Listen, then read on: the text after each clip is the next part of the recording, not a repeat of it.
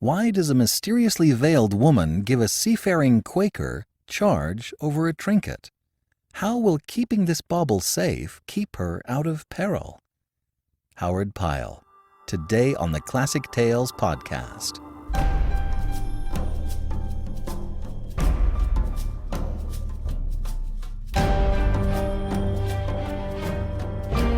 Welcome to the Classic Tales podcast. Thank you for listening.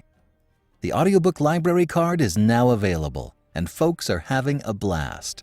Subscribe monthly and stream or download any title in the entire Classic Tales library for $6.99. This offer expires on July 20th, so lock in your lower monthly pricing today. Go to audiobooklibrarycard.com or follow the link in the show notes.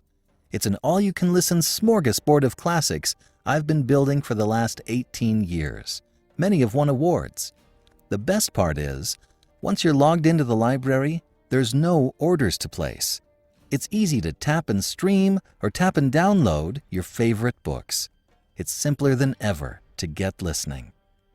For those who already support us at the $10 a month level or more, your subscription has been automatically upgraded to include the Audiobook Library Card, and we appreciate you so much. So head on over to audiobooklibrarycard.com and start listening. And now, The Ruby of Kishmoor by Howard Pyle. Prologue. A very famous pirate of his day was Captain Robertson Kit. Before embarking upon his later career of infamy, he was, in the beginning, very well known as a reputable merchant in the island of Jamaica. Thence entering first of all upon the business of the African trade, he presently, by regular degrees, became a pirate, and finally ended his career as one of the most renowned freebooters of history. The remarkable adventure through which he at once reached the pinnacle of success, and became in his profession the most famous figure of his day, was the capture of the Rajah of Kishmoor's great ship, the Sun of the East. In this vessel was the Rajah's favorite queen, who, together with her attendants, was set upon a pilgrimage to Mecca. The court of this great oriental potentate was, as may be readily supposed, fairly aglitter with gold and jewels, so that, what with such personal adornments that the queen and her attendants had fetched with them, besides an ample treasury for the expenses of the expedition, an incredible prize of gold and jewels rewarded the freebooters for their successful adventure.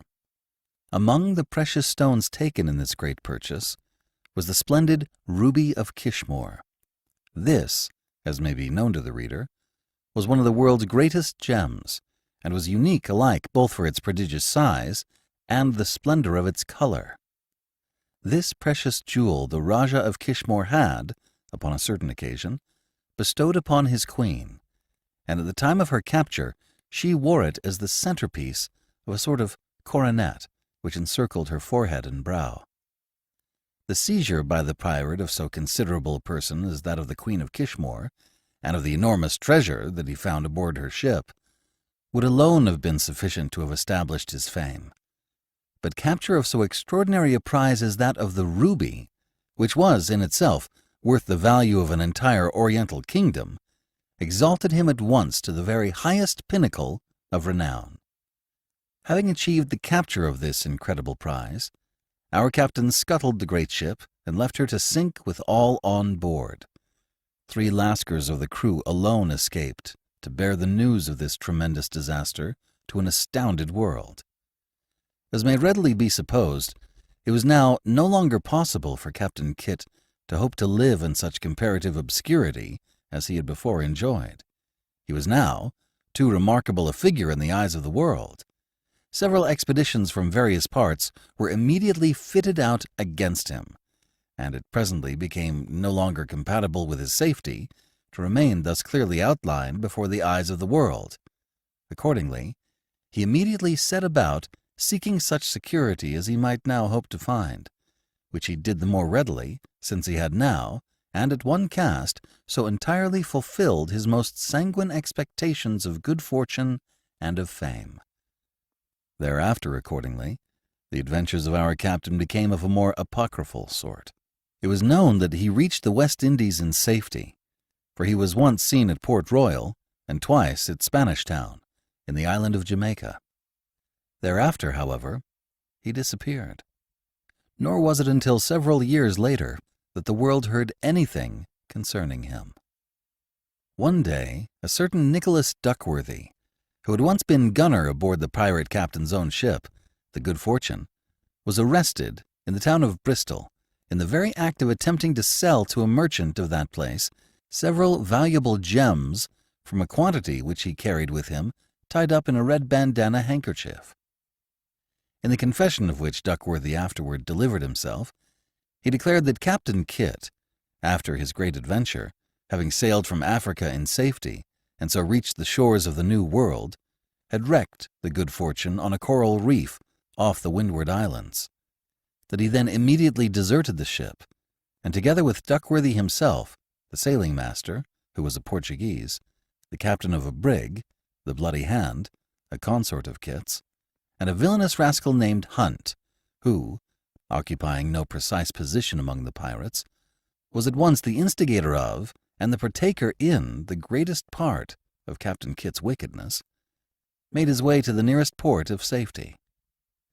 These 5 worthies at last fetched the island of Jamaica, bringing with them all of the jewels and some of the gold that had been captured from the Son of the East. But, upon coming to a division of their booty, it was presently discovered that the Rajah's ruby had mysteriously disappeared from the collection of jewels to be divided. The other pirates immediately suspected their captain of having secretly purloined it, and indeed so certain were they of his turpitude that they immediately set about taking means to force a confession from him. In this, however, they were so far unsuccessful that the captain, refusing to yield to their importunities, had suffered himself to die under their hands, and had so carried the secret of the hiding-place of the great ruby, if he possessed such a secret, along with him. Duckworthy concluded his confession by declaring that in his opinion, he himself, the Portuguese sailing master, the captain of the Bloody Hand, and Hunt, were the only ones of Captain Kit's crew who were now alive, for that the Good Fortune must have broken up in a storm, which immediately followed their desertion of her, in which event the entire crew must inevitably have perished. It may be added that Duckworthy himself was shortly hanged, so that, if his surmise was true, there were now only 3 left alive of all that wicked crew that had successfully carried to its completion the greatest adventure which any pirate in the world had ever, perhaps, embarked upon. 1. Jonathan Rugg. You may never know what romantic aspirations may lie hidden beneath the most sedate and sober demeanor. To have observed Jonathan Rugg, who was a tall, lean, loose-jointed young Quaker of a somewhat forbidding aspect, with straight dark hair and a bony overhanging forehead set into a frown, a pair of small, deep-set eyes and a square jaw, no one would for a moment have suspected that he concealed beneath so serious an exterior any appetite for romantic adventure. Nevertheless, finding himself suddenly transported, as it were, from the quiet of so sober a town as that of Philadelphia to the tropical enchantment of Kingston, in the island of Jamaica, the night brilliant with a full moon that swung in an opal sky, the warm and luminous darkness replete with the mysteries of a tropical night, and burdened with the odors of a land breeze, he suddenly discovered himself to be overtaken with so vehement a desire for some unwonted excitement that, had the opportunity presented itself, he felt himself ready to embrace any adventure with the utmost eagerness, no matter whither it would have conducted him.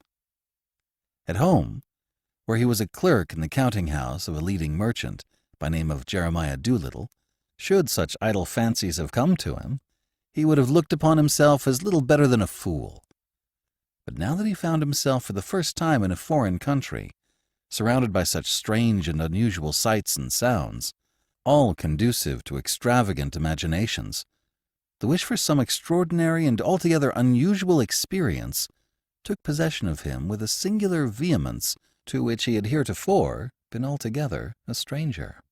In the street where he stood, which was of a shining whiteness and which reflected the effulgence of the moonlight with an incredible distinction, he observed, stretching before him, long lines of white garden walls, overtopped by a prodigious luxuriance of tropical foliage.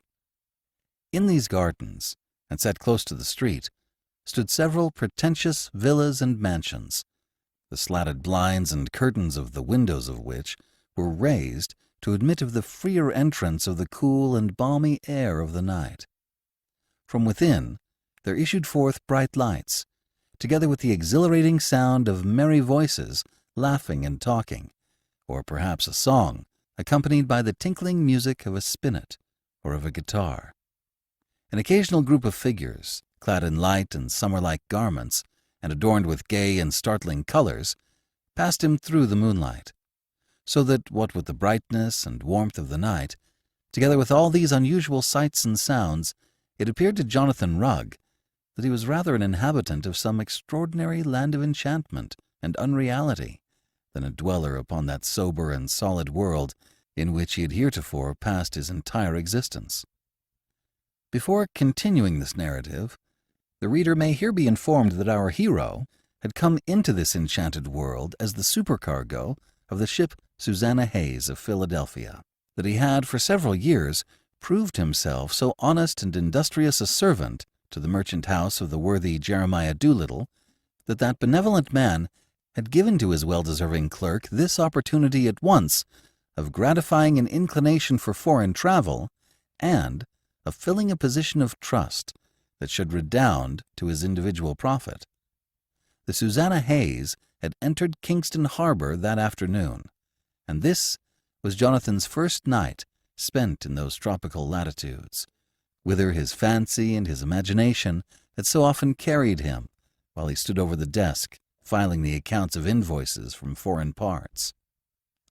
It might be finally added that, had he at all conceived how soon and to what degree his sudden inclination for adventure was to be gratified, his romantic aspirations might have been somewhat dashed at the prospect that lay before him. 2. The Mysterious Lady with the Silver Veil. At that moment, our hero suddenly became conscious of the fact that a small wicket in a wooden gate near which he stood had been opened, and that the eyes of an otherwise concealed countenance were observing him with the utmost closeness of scrutiny. He had hardly time to become aware of this observation of his person, when the gate itself was opened, and there appeared before him, in the moonlight, the bent and crooked figure of an aged negress. She was clad in a calamanco raiment, and was further adorned with a variety of gaudily colored trimmings, vastly suggestive of the tropical world of which she was an inhabitant.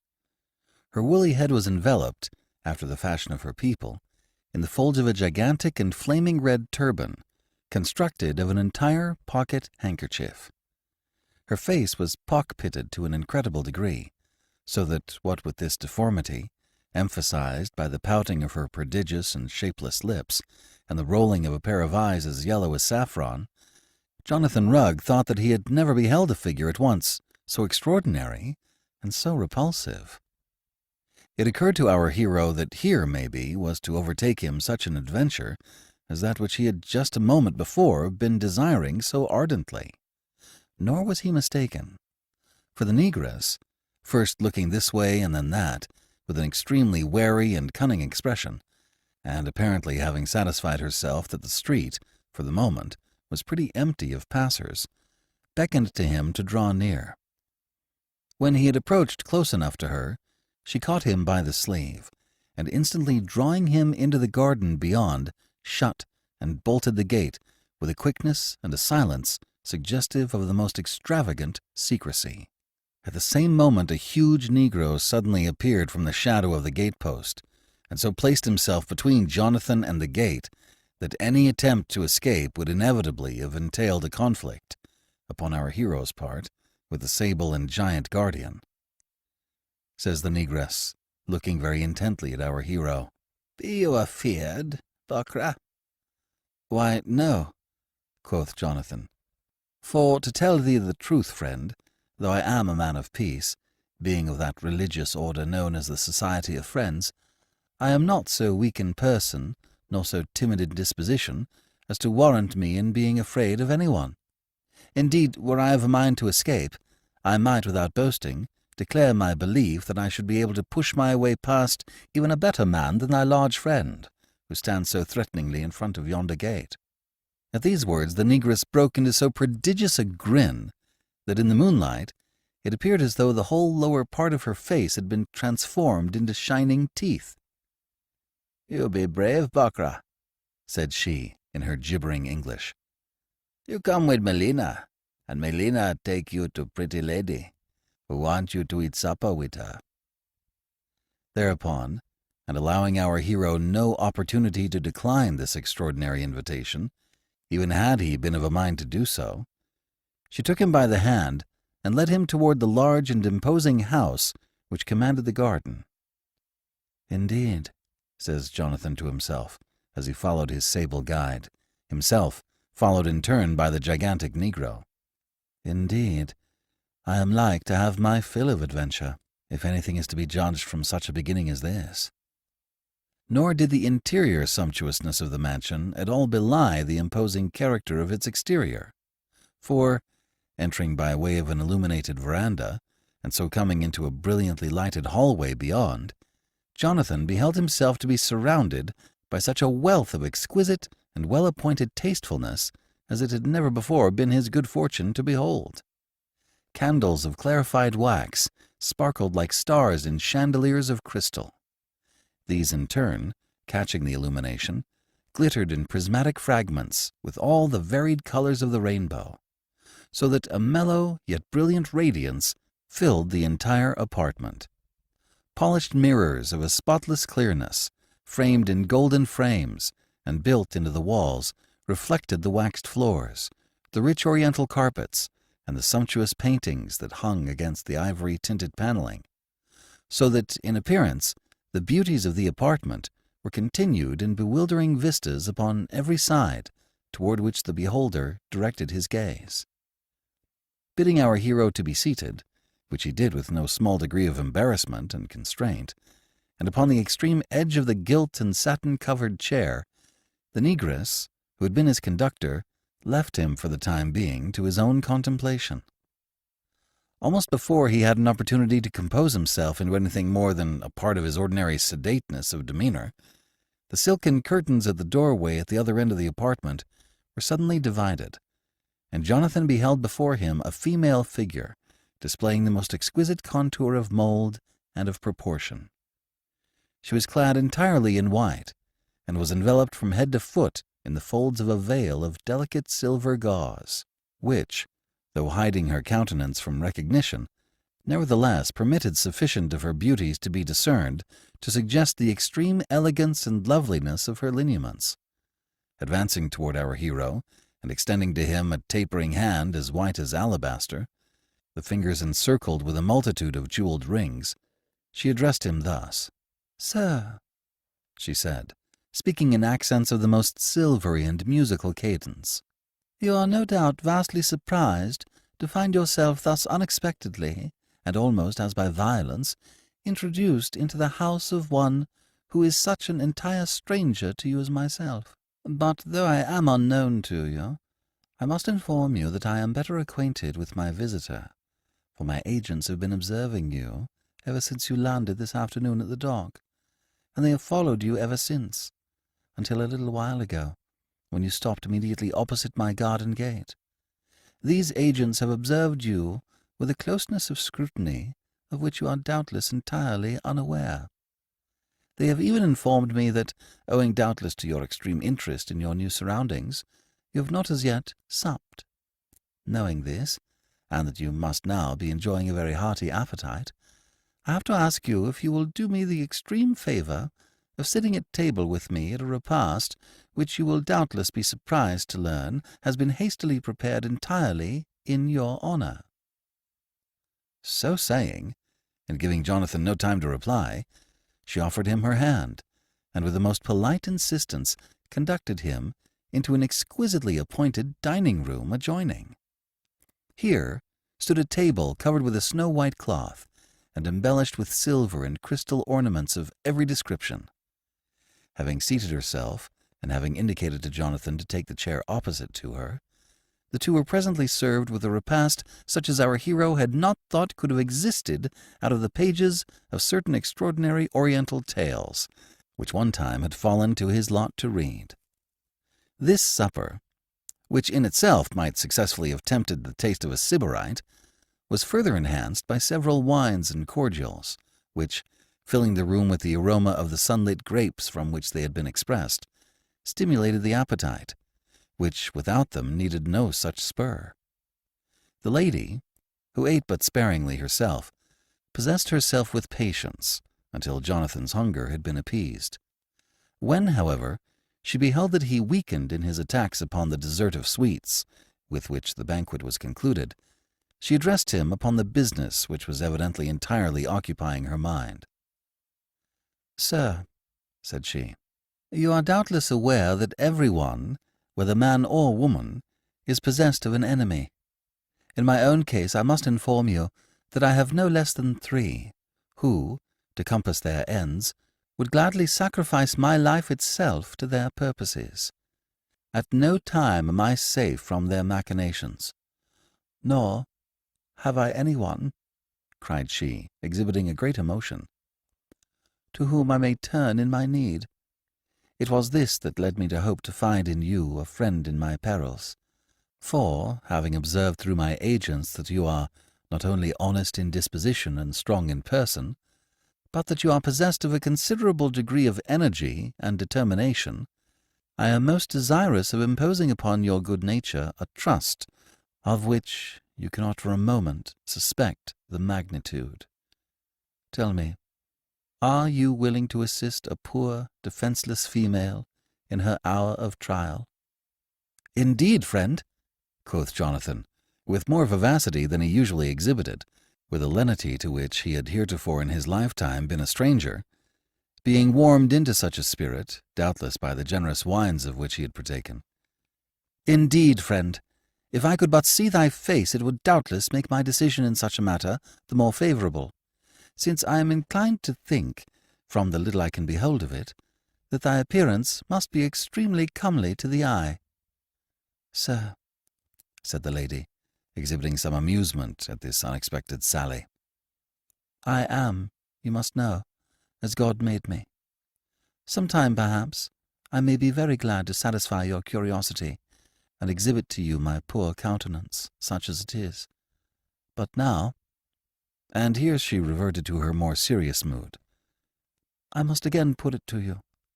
Are you willing to help an unprotected woman in a period of very great danger to herself? Should you decline the assistance which I solicit, my slaves will conduct you to the gate through which you entered, and suffer you to depart in peace. Should you, upon the other hand, accept the trust, you are to receive no reward therefore, except the gratitude of one who thus appeals to you in her helplessness." For a few moments Jonathan fell silent, for here, indeed, was he entering into an adventure which infinitely surpassed any anticipation that he could have formed. He was besides of a cautious nature, and was entirely disinclined to embark in any affair so obscure and tangled as that in which he now found himself becoming involved. "Friend," said he at last, "I may tell thee that thy story has so far moved me as to give me every inclination to help thee in thy difficulties. But I must also inform thee that I am a man of caution, having never before entered into any business of this sort. Therefore, before giving any promise that may bind my future actions, I must, in common wisdom, demand to know what are the conditions that thou hast in mind to impose upon me."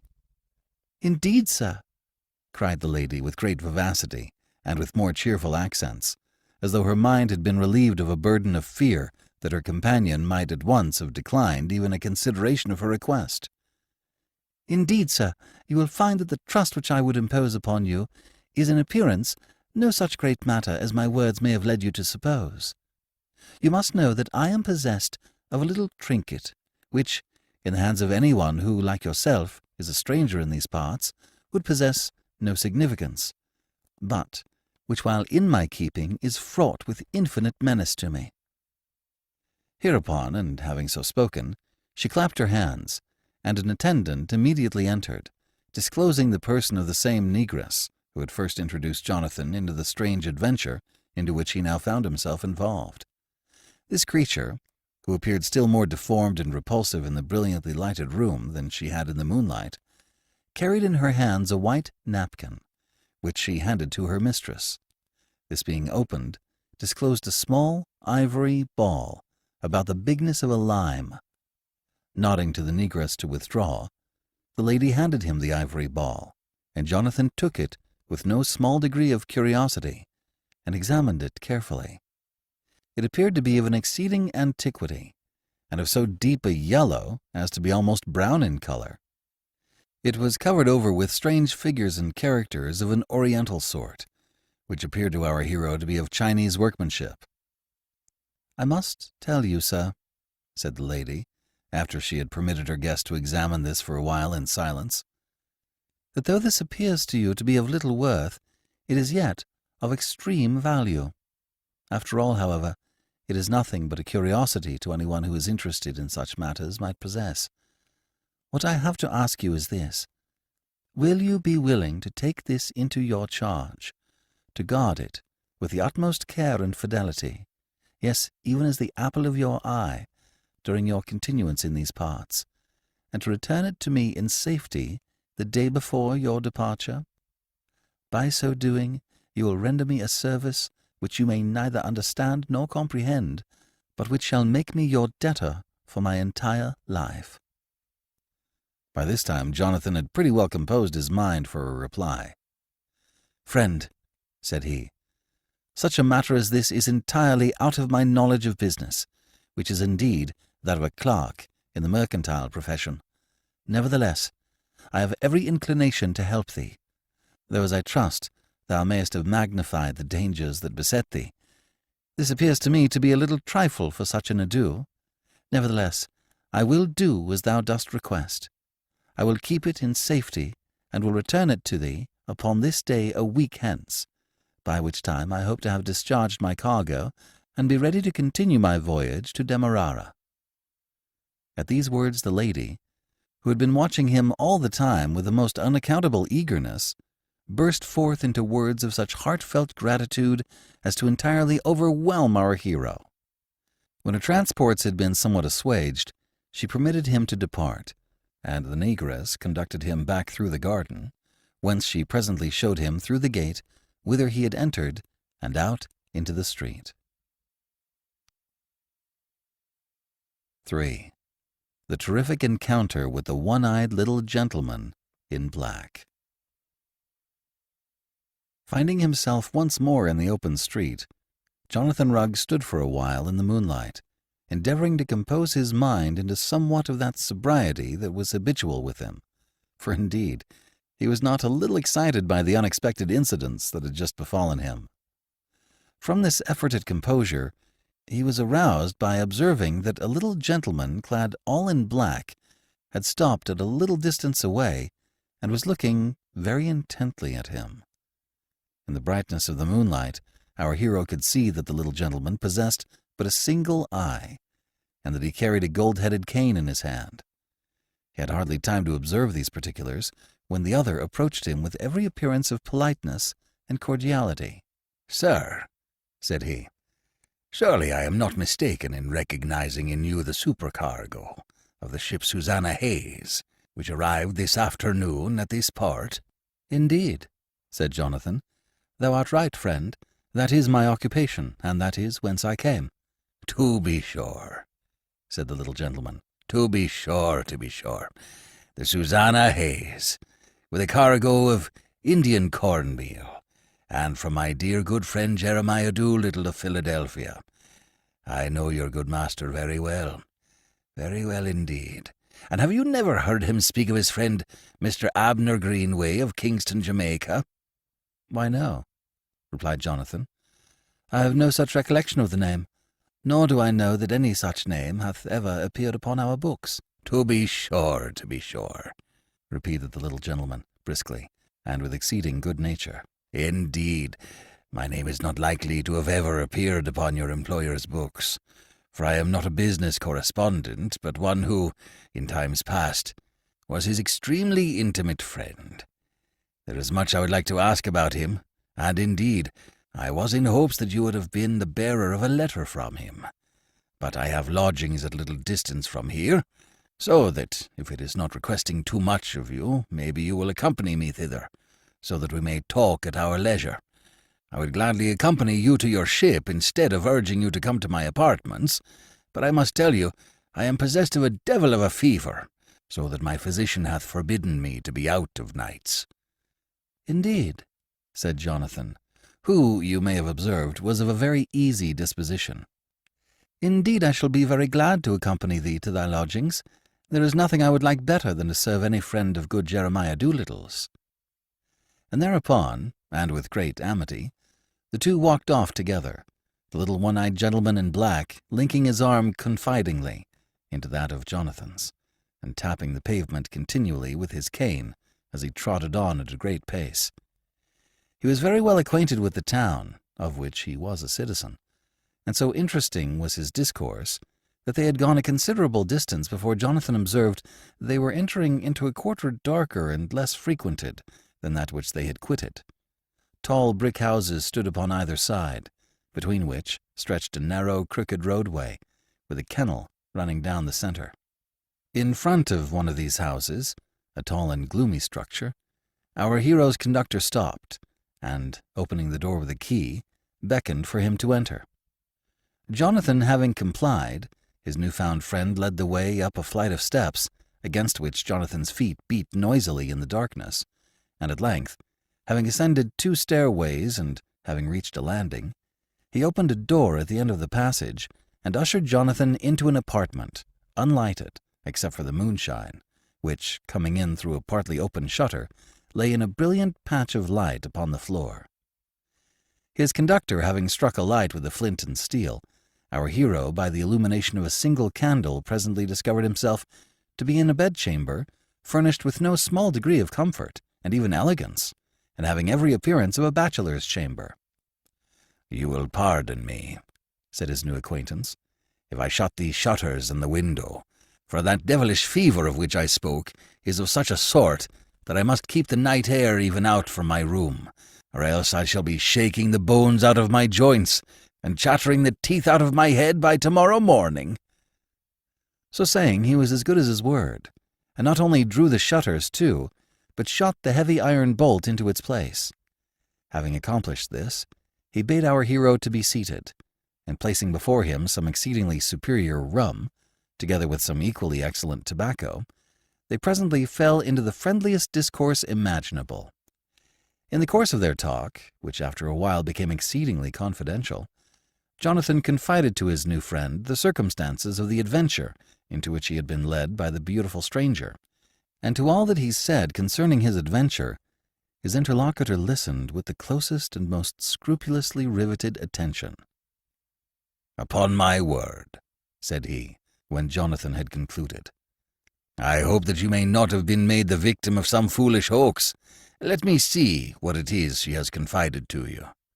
"That I will," replied Jonathan, and thereupon he thrust his hand into his breeches pocket and brought forth the ivory ball. No sooner did the one eye of the little gentleman in black light upon the object than a most singular and extraordinary convulsion appeared to seize upon him. Had a bullet penetrated his heart, he could not have started more violently, nor have sat more rigidly and breathlessly staring. Mastering his emotion with the utmost difficulty as Jonathan replaced the ball in his pocket, he drew a deep and profound breath, and wiped the palm of his hand across his forehead as though arousing himself from a dream. "And you," he said, of a sudden, "are, I understand it, a Quaker. Do you, then, never carry a weapon, even in such a place as this, where at any moment in the dark a Spanish knife may be stuck betwixt your ribs?" "Why, no," said Jonathan, somewhat surprised that so foreign a topic should have been so suddenly introduced into the discourse. I am a man of peace and not of blood. The people of the Society of Friends never carry weapons, either of offence or defence." As Jonathan concluded his reply, the little gentleman suddenly arose from his chair and moved briskly around to the other side of the room. Our hero, watching him with some surprise, beheld him clap to the door and with a single movement shoot the bolt and turn the key therein. The next instant he turned to Jonathan a visage transformed as suddenly as though he had dropped a mask from his face. The gossiping and polite little old bachelor was there no longer, but in his stead a man with a countenance convulsed with some furious and nameless passion. "That ball!" he cried, in a hoarse and raucous voice. "That ivory ball! Give it to me upon the instant!" As he spoke, he whipped out from his bosom a long, keen Spanish knife, that in its every appearance spoke without equivocation of the most murderous possibilities. The malignant passions that distorted every lineament of the countenance of the little old gentleman in black filled our hero with such astonishment that he knew not whether he were asleep or awake. But when he beheld the other advancing with the naked and shining knife in his hand, his reason returned to him like a flash. Leaping to his feet, he lost no time in putting the table between himself and his sudden enemy.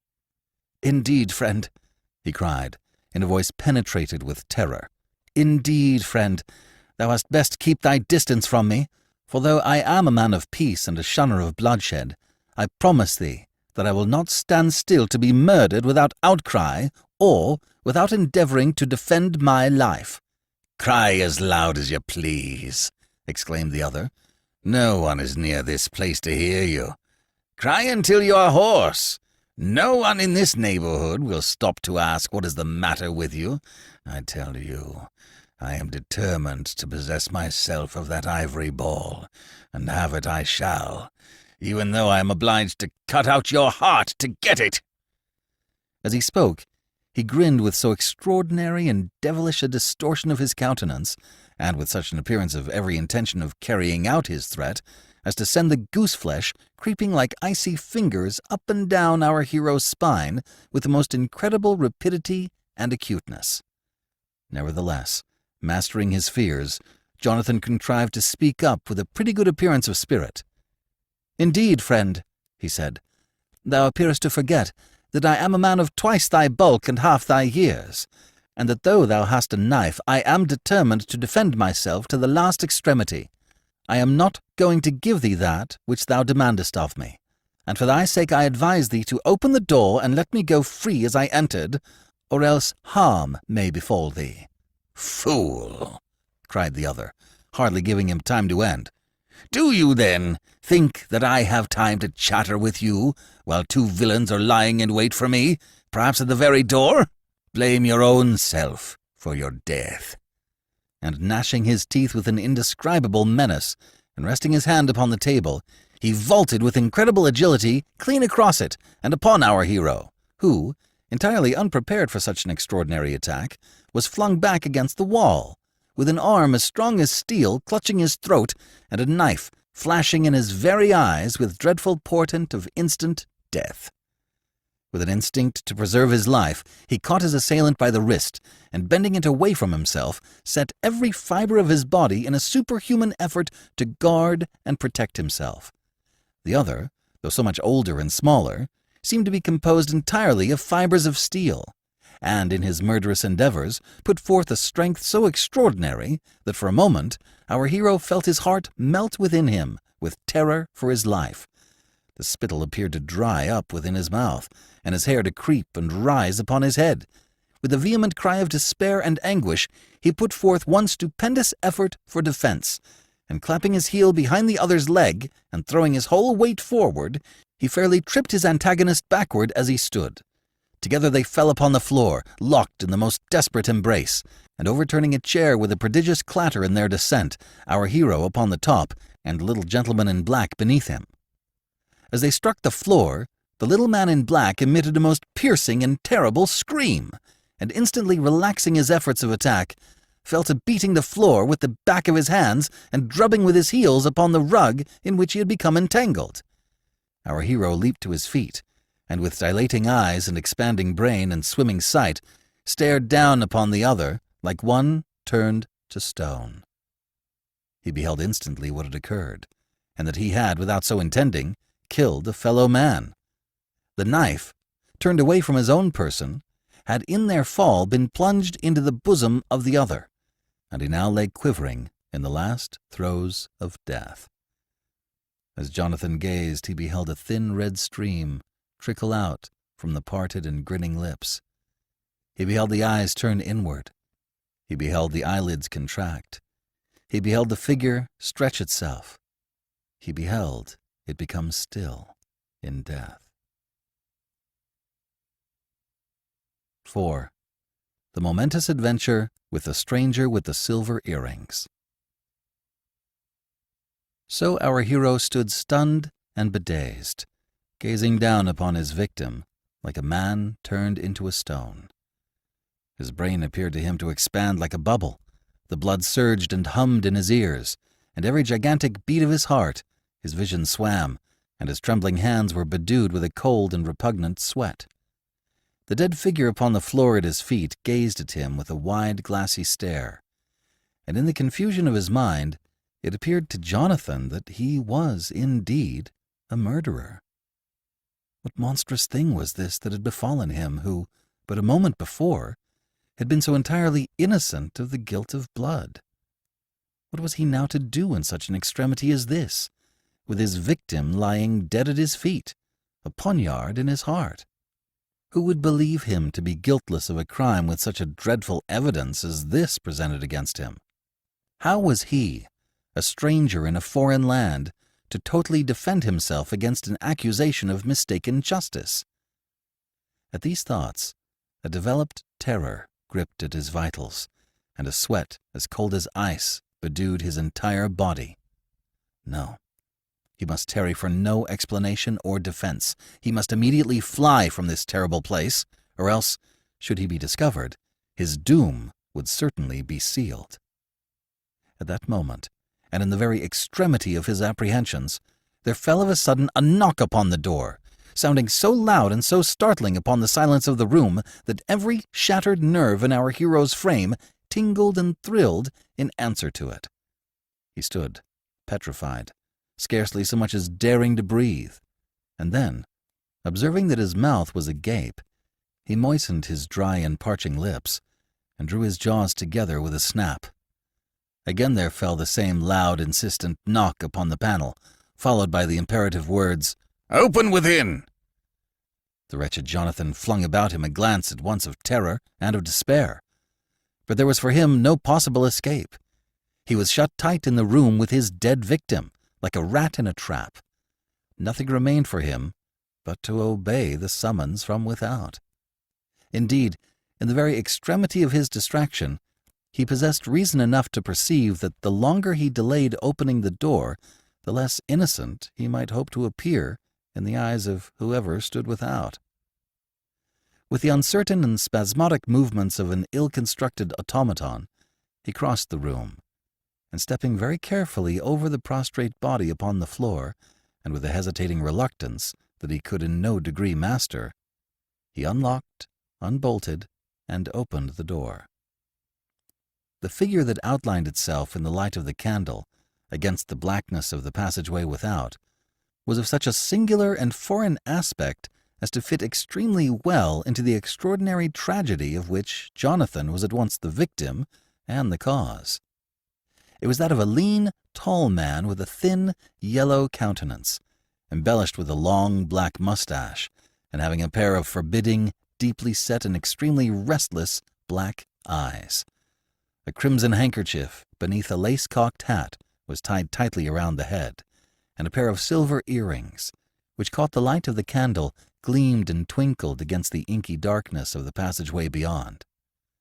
This extraordinary being, without favoring our hero with any word of apology for his intrusion, immediately thrust himself forward into the room, and stretching his long, lean, bird-like neck so as to direct his gaze over the intervening table, fixed a gaping and concentrated stare upon the figure lying still and motionless in the center of the room.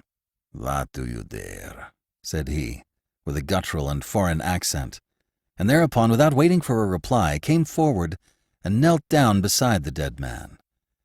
After thrusting his hand into the silent and shrunken bosom, he presently looked up and fixed his penetrating eyes upon our hero's countenance, who, benumbed and bedazed with his despair, still stood like one enchained in the bonds of a nightmare. "He was dead," said the stranger, and Jonathan nodded his head in reply.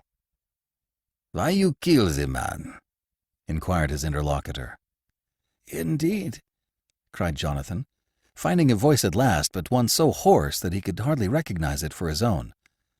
"I know not what to make of this affair, but indeed I do assure thee, friend, that I am entirely innocent of what thou seest." The stranger still kept piercing his gaze fixed upon our hero's countenance, and Jonathan, feeling that something further was demanded of him, continued. "I am, indeed, a victim of a most extravagant and extraordinary adventure.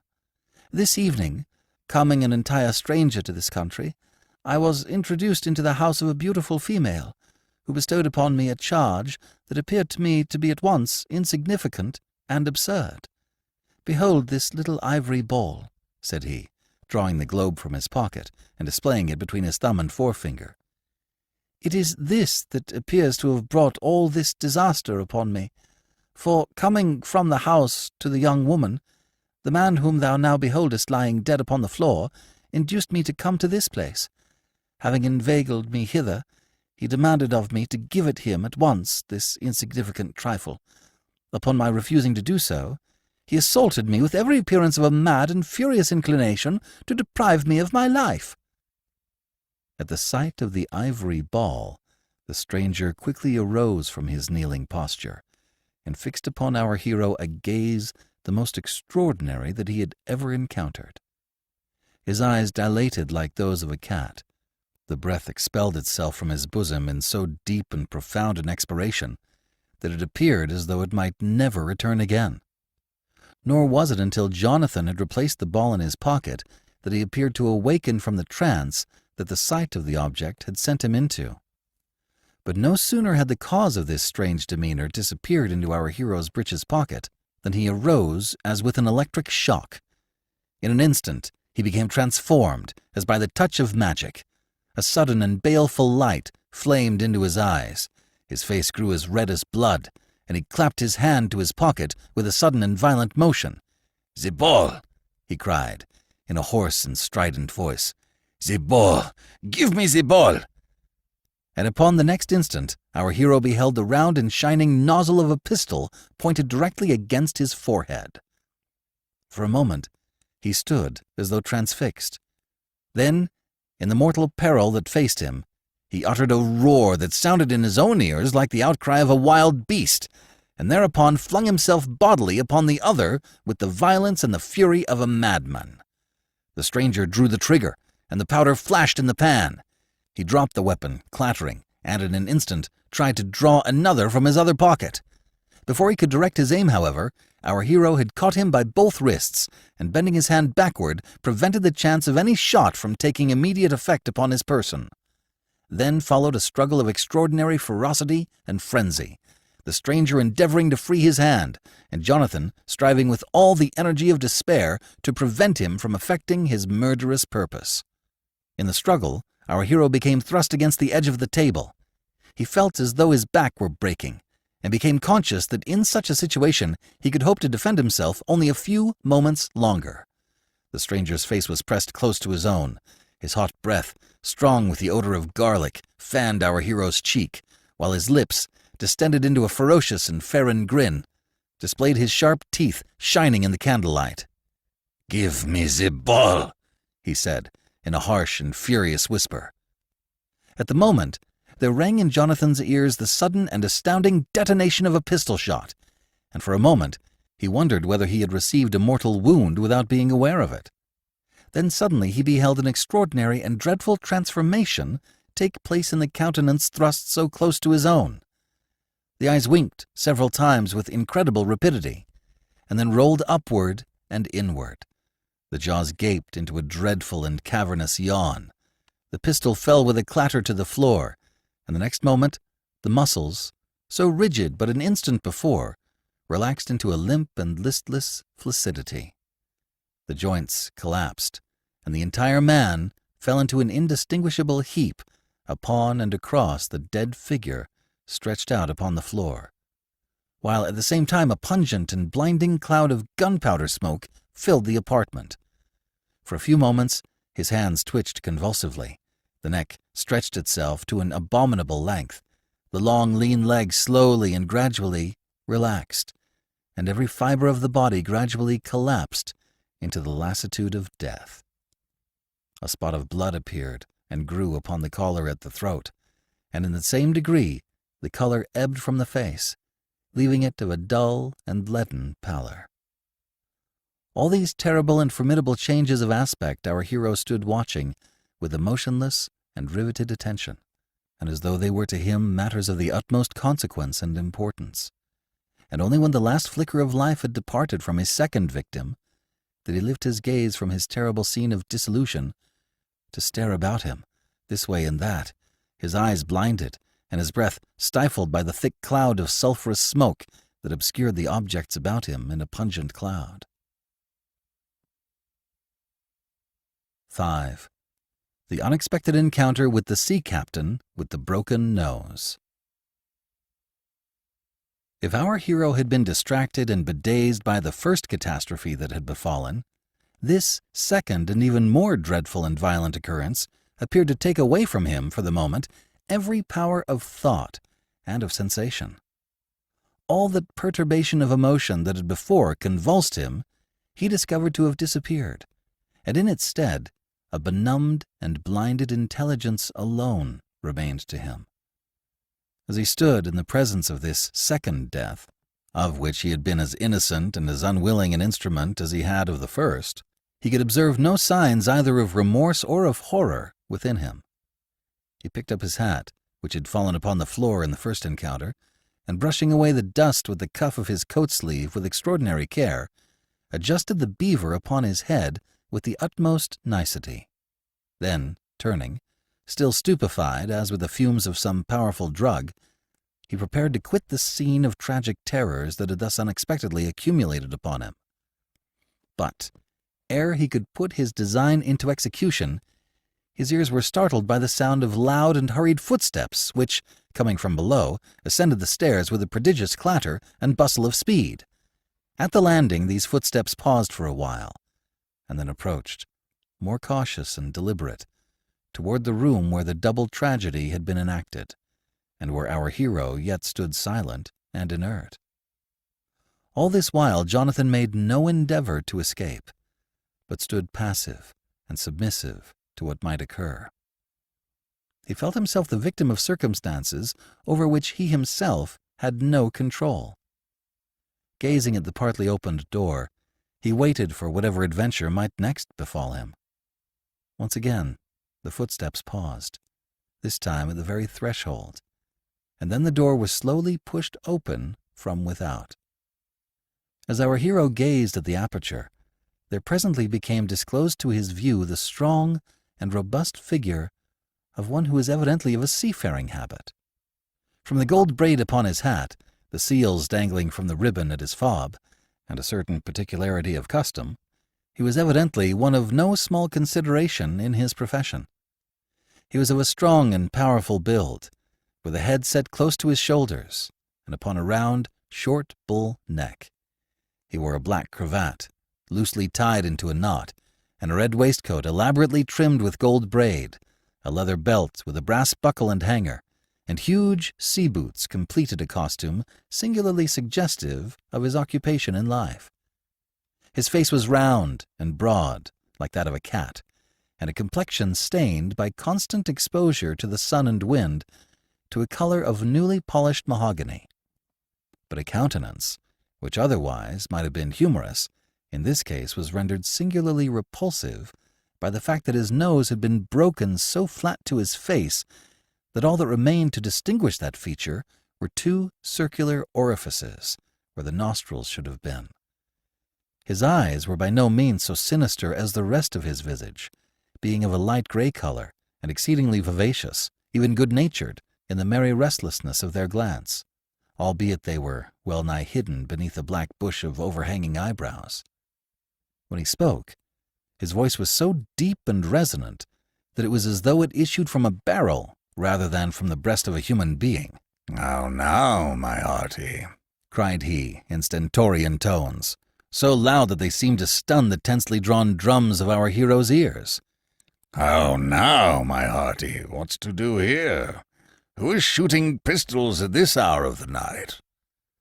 Then, catching sight of the figures lying in a huddle upon the floor, his great thick lips parted into a gape of wonder, and his grey eyes rolled in his head like two balls, so that, what with his flat face and the round holes of his nostrils, he presented an appearance which, under other circumstances, would have been at once ludicrous and grotesque. "By the blood," cried he, "to be sure it is murder that has happened here." "Not murder," cried Jonathan, in a shrill and panting voice. "not murder. It was all an accident, and I am as innocent as a baby." The newcomer looked at him, and then at the two figures upon the floor, and then back at him again, with eyes at once quizzical and cunning. Then his face broke into a grin that might hardly be called of drollery. "Accident," quoth he, "by the blood. D'ye see 'tis a strange accident indeed, that lays two men by the heels, and lets the third go without a scratch." Delivering himself thus, he came forward into the room, and taking the last victim of Jonathan's adventure by the arm, with as little compunction as he would have handled a sack of grain, he dragged the limp and helpless figure from where it lay to the floor beside the first victim. Then, lifting the lighted candle, he bent over the two prostrate bodies, holding the illumination close to the lineaments first of one and then of the other. He looked at them very carefully for a long while, with the closest and most intense scrutiny, and in perfect silence. "They are both as dead," says he, "as Davy Jones. And whoever you be, I protest that you have done your business the most completest that I ever saw in all my life." "Indeed," cried Jonathan, in the same shrill and panting voice. "It was themselves who did it. First one of them attacked me, and then the other, and I did but try to keep them from murdering me.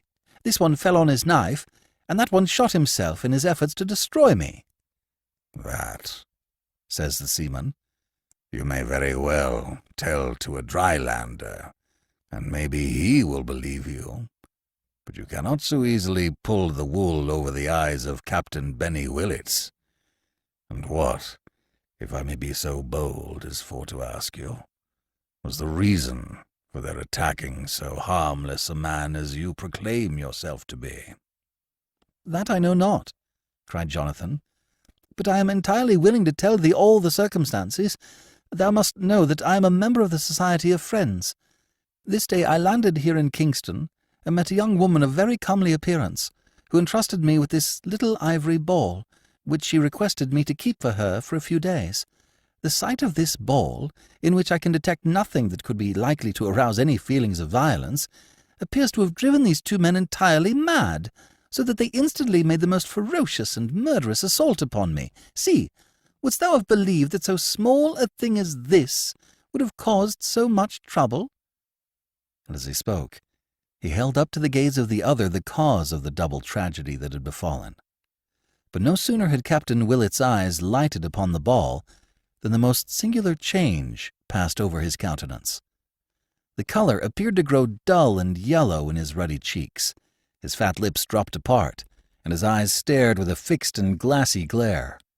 He arose to his feet, and, still with the expression of astonishment and wonder upon his face, gazed first at our hero, and then at the ivory ball in his hands, as though he were deprived both of reason and of speech. At last, as our hero slipped the trifle back in his pocket again, the mariner slowly recovered himself, though with a prodigious effort, and drew a deep and profound breath as to the very bottom of his lungs. He wiped, with the corner of his black silk cravat, his brow, upon which the sweat appeared to have gathered. "Well, messmate," says he, at last, with a sudden change of voice, "you have indeed had a most wonderful adventure." Then with another deep breath, "Well, by the blood, I may tell you plainly that I am no poor hand in the reading of faces. Well, I think you to be honest, and I am inclined to believe every word you tell me. By the blood, I am prodigiously sorry for you, and am inclined to help you out of your scrape. The first thing to do," he continued, "is to get rid of these 2 dead men, and that is an affair I believe we shall have no trouble in handling. One of them we will wrap up in the carpet here, and t'other we can roll into yonder bed-curtain. You shall carry the one and I the other, and the harbour being at no great distance, we can easily bring them thither and tumble them overboard, and no one will be the wiser of what has happened.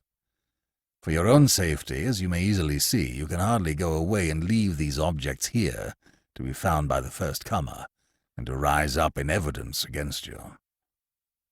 This reasoning, in our hero's present bewildered state, appeared to him to be so extremely just that he raised not the least objection to it.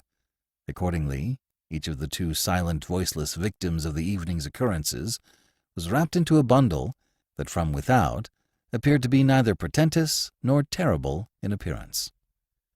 Thereupon, Jonathan shouldering the rug containing the little gentleman in black, and the sea captain doing the like for the other, they presently made their way down the stairs through the darkness, and so out into the street.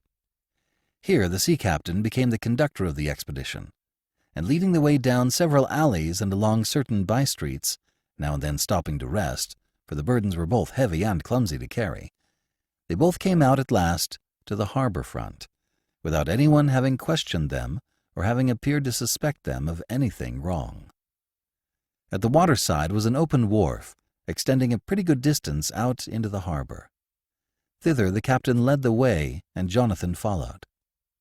So they made their way out along the wharf or pier, stumbling now and then over loose boards, until they came at last to where the water was of a sufficient depth for their purpose. Here the captain, bending his shoulders, shot his burden out into the dark, mysterious waters, and Jonathan, following his example, did the same. Each body sank with a sullen and leaden splash into the element, where, the casings which swathed them becoming loosened, the rug and the curtain rose to the surface and drifted slowly away with the tide. As Jonathan stood gazing dully at the disappearance of these last evidences of his 2 inadvertent murders, he was suddenly and vehemently aroused by feeling a pair of arms of enormous strength flung about him from behind. In their embrace, his elbows were instantly pinned tight to his side, and he stood for a moment helpless and astounded, while the voice of the sea captain, rumbling in his very ear, exclaimed, "You bloody murdering Quaker! I'll have that ivory ball, or I'll have your life." These words produced the same effect upon Jonathan as though a douche of cold water had suddenly been flung over him. He began instantly to struggle to free himself, and that with a frantic and vehement violence begotten at once of terror and despair.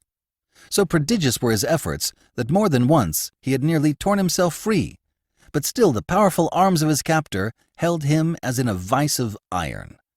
Meantime, our hero's assailant made frequent though ineffectual attempts to thrust a hand into the breeches pocket where the ivory ball was hidden, swearing the while under his breath with a terrifying and monstrous string of oaths. At last, finding himself foiled in every such attempt, and losing all patience at the struggles of his victim, he endeavored to lift Jonathan off of his feet, as though to dash him bodily upon the ground.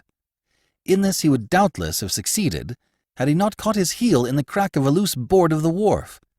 Instantly they both fell, violently prostrate, the captain beneath and Jonathan above him, though still encircled in his iron embrace.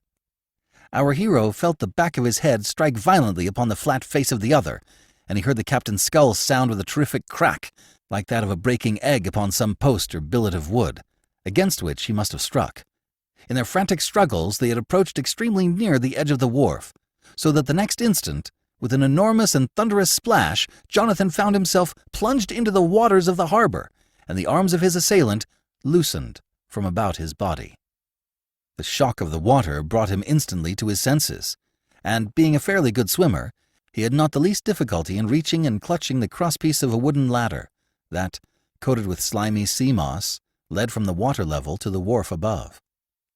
After reaching the safety of the dry land once more, Jonathan gazed about him as though to discern whence the next attack might be delivered upon him. But he stood entirely alone upon the dock. Not another living soul was in sight. The surface of the water exhibited some commotion, as though disturbed by something struggling beneath. But the sea captain, who had doubtless been stunned by the tremendous crack upon his head, never arose again out of the element that had engulfed him. The moonlight shone with a peaceful and resplendent illumination, and excepting certain remote noises from the distant town, not a sound broke the silence and the peacefulness of the balmy tropical night. The limpid water, illuminated by the resplendent moonlight, lapped against the wharf. All the world was calm, serene, and enveloped in a profound and entire repose. Jonathan looked up at the round and brilliant globe of light floating in the sky above his head, and wondered whether it were indeed possible that all that had befallen him was a reality and not some tremendous hallucination. Then, suddenly arousing himself to a renewed realization of that which had occurred, he turned and ran like one possessed up along the wharf and so into the moonlit town once more. 6. The conclusion of the adventure with the lady with the silver veil. Nor did he check his precipitous flight until suddenly, being led perhaps by some strange influence of which he was not at all the master, he discovered himself to be standing before the garden gate where not more than an hour before he had first entered upon the series of monstrous adventures that had led to such tremendous conclusions. People were still passing and repassing, and one of these groups, a party of young ladies and gentlemen, paused upon the opposite side of the street to observe, with no small curiosity and amusement, his dripping and bedraggled aspect. But only one thought and one intention possessed our hero: to relieve himself as quickly as possible of that trust which he had taken up so thoughtlessly and with such monstrous results to himself and to his victims. He ran to the gate of the garden and began beating and kicking upon it with a vehemence that he could neither master nor control. He was aware that the entire neighborhood was becoming aroused, for he beheld lights moving and loud voices of inquiry. Yet he gave not the least thought to the disturbance he was creating, but continued without intermission his uproarious pounding upon the gate. At length, in answer to the sound of his vehement blows, the little wicket was opened, and a pair of eyes appeared thereat. The next instant the gate was cast ajar very hastily, and the pock-pitted negress appeared. She caught him by the sleeve of his coat and drew him quickly into the garden. "Bokra, Bokra!" she cried. "What you doing? You wake the whole town." Then, observing his dripping garments, "You been in the water. You catch the fever and shake till you die." "Thy mistress," cried Jonathan, almost sobbing in the excess of his emotion. "Take me to her upon the instant, or I cannot answer for my not going entirely mad." When our hero was again introduced to the lady, he found her clad in a loose and elegant negligee, infinitely becoming to her graceful figure, and still covered with the veil of silver gauze that had before enveloped her. "Friend," he cried vehemently, approaching her and holding out toward her the little ivory ball, "take again this which thou gavest me. It has brought death to 3 men, and I know not what terrible fate may befall me if I keep it longer in my possession." "What is it you say?" she cried in a piercing voice. "Did you say it hath caused the death of 3 men? Quick, tell me what has happened, for I feel somehow a presage that you bring me news of safety and release from all my dangers."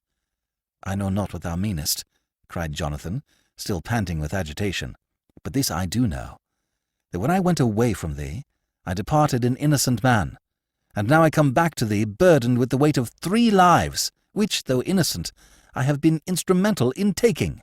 "Explain," exclaimed the lady, tapping the floor with her foot. "Explain, explain, explain." "That I will," cried Jonathan, "and as soon as I am able. When I left thee and went into the street, I was accosted by a little gentleman clad in black." "Indeed," cried the lady, "and had he but 1 eye, and did he carry a gold-headed cane?" "Exactly," said Jonathan, "and he claimed acquaintance with friend Jeremiah Doolittle." "He never knew him," cried the lady vehemently, "and I must tell you that he was a villain named Hunt, who at one time was the intimate consort of the pirate Kit. He it was who plunged a deadly knife into his captain's bosom, and so murdered him in this very house. He himself or his agents must have been watching my gate when you went forth." "I know not how that may be," said Jonathan, "but he took me to his apartment, and there, obtaining a knowledge of the trust thou didst burden me with, he demanded it of me, and upon my refusing to deliver it to him, he presently fell to attacking me with a dagger. In my efforts to protect my life, I inadvertently caused him to plunge the knife into his own bosom and to kill himself." "And what then?" cried the lady, who appeared well nigh distracted with her emotions. "Then," said Jonathan, "there came a strange man, a foreigner, who upon his part assaulted me with a pistol, with every intention of murdering me, and thus obtaining possession of that same little trifle." "And did he," exclaimed the lady, "have long black mustachios, and did he have silver earrings in his ears?" "Yes," said Jonathan, "he did." "That," cried the lady, "could have been none other than Captain Kit's Portuguese sailing master, who must have been spying upon Hunt. Tell me what happened next." "He would have taken my life," said Jonathan, "but in the struggle that followed, he shot himself accidentally with his own pistol, and died at my very feet. I do not know what would have happened to me if a sea captain had not come and proffered his assistance." "A sea captain?" she exclaimed. "And had he a flat face and a broken nose?"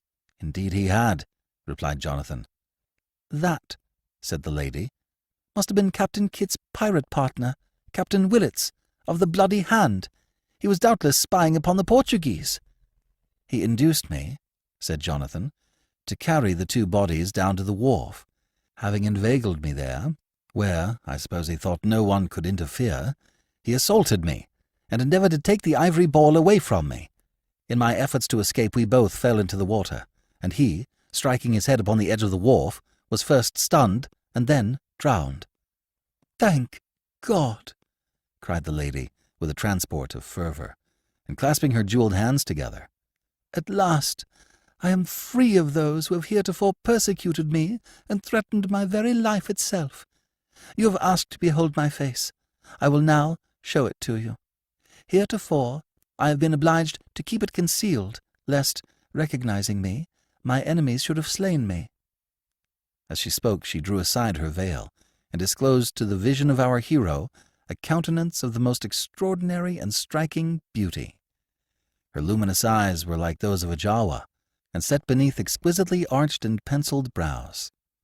Her forehead was like lustrous ivory, and her lips like rose leaves. Her hair, which was as soft as the finest silk, was fastened up in masses of ravishing abundance. "I am," said she, "the daughter of that unfortunate Captain Kit, who, though weak as a pirate, was not so wicked, I would have you know, as he has been painted. He would doubtless have been an honest man, had he not been led astray by the villain Hunt, who so nearly compassed your destruction. He returned to this island before his death, and made me the sole heir of all that great fortune which he had gathered, perhaps not by the most honest means, in the waters of the Indian Ocean. But the greatest treasure of all that fortune bequeathed to me was a single jewel which you yourself have just now defended with a courage and a fidelity that I cannot sufficiently extol. It is that priceless gem known as the Ruby of Kishmoor. I will show it to you." Hereupon, she took the little ivory ball in her hand, and with a turn of her beautiful wrists unscrewed a lid so nicely and cunningly adjusted that no eye could have detected where it was joined to the parent globe. Within was a fleece of raw silk, containing an object which she presently displayed before the astonished gaze of our hero. It was a red stone, of about the bigness of a plover's egg, and which glowed and flamed with such an exquisite and ruddy brilliancy as to dazzle even Jonathan's inexperienced eyes. Indeed, he did not need to be informed of the priceless value of the treasure, which he beheld in the rosy palm extended toward him. How long he gazed at this extraordinary jewel he knew not, but he was aroused from his contemplation by the sound of the lady's voice addressing him. "The three villains," said she, who have this day met their deserts in a violent and bloody death, had by an accident obtained knowledge that this jewel was in my possession. Since then my life has hung upon a thread, and every step that I have taken has been watched by these enemies, the most cruel and relentless that it was ever the lot of any unfortunate to possess. From the mortal dangers of their machinations you have saved me, exhibiting a courage and a determination that cannot be sufficiently applauded. In this you have earned my deepest admiration and regard. I would rather, she cried, entrust my life and my happiness to you than into the keeping of any man whom I have ever known. I cannot hope to reward you in such a way as to recompense you for the perils into which my necessities have thrust you. But yet—" and here she hesitated, as though seeking for words in which to express herself. "But yet, if ye are willing to accept of this jewel, and all of the fortune that belongs to me, together with the person of poor Eveline Kit herself, not only the stone and the wealth, but the woman also, are yours, to dispose of as you see fit." Our hero was so struck aback at this unexpected turn that he knew not upon the instant what reply to make. "Friend," said he at last, "I thank thee extremely for thy offer, and though I would not be ungracious, it is yet borne in upon me to testify to thee that as to the stone itself and the fortune, of which thou speakest, and of which I very well know the history, I have no inclination to receive either the one or the other, both the fruits of theft, rapine, and murder. The jewel I have myself beheld 3 times stained, as it were, with the blood of my fellow man, so that it now has so little value in my sight that I would not give a peppercorn to possess it.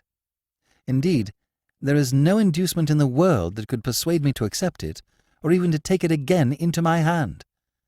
As to the rest of thy generous offer, I have only to say that I am, 4 months hence, to be married to a very comely young woman of Kensington in Pennsylvania, by name Martha Dobbs, and therefore I am not at all at liberty to consider my inclinations in any other direction." Having so delivered himself, Jonathan bowed with such ease as his stiff and awkward joints might command, and thereupon withdrew from the presence of the charmer, who, with cheeks suffused with blushes and with eyes averted, made no endeavour to detain him. So ended the only adventure of moment that ever happened him in all his life. For thereafter he contented himself with such excitement as his mercantile profession and his extremely peaceful existence might afford. Epilogue. In conclusion, it may be said that when the worthy Jonathan Rugg was married to Martha Dobbs, upon the following June, some mysterious friend presented to the bride a rope of pearls of such considerable value that when they were realized into money, our hero was enabled to enter into partnership with his former patron, the worthy Jeremiah Doolittle, and that, having made such a beginning, he, by and by, arose to become in his day one of the leading merchants of his native town of Philadelphia.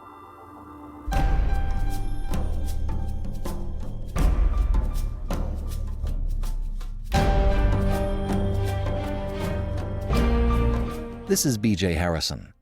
I hope you've enjoyed this unabridged production of The Ruby of Kishmoor by Howard Pyle. If you've enjoyed this book, we have an entire genre of pirate tales in the Classic Tales Audiobooks Library, including The Master of Ballantrae, Captain Blood, and Treasure Island. And you can listen all you want with your Audiobook Library Card.